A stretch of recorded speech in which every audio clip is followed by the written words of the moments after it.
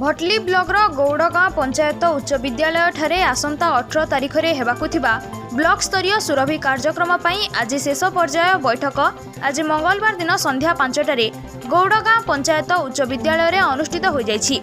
एथिरे भटली बीओ सरोज कुमार भुए योगदान करथिले और तांको प्रत्यक्ष तत्वावधान रे विभिन्न कमिटीर सदस्य विचारक चयन और समस्त प्रतियोगिता को किभली सफलतार सह समापन कराजिबो से विषय रे सविशेष आलोचना होई विद्यालयर समस्त दिगगुड़ी को तर्जमा करा जायथिला।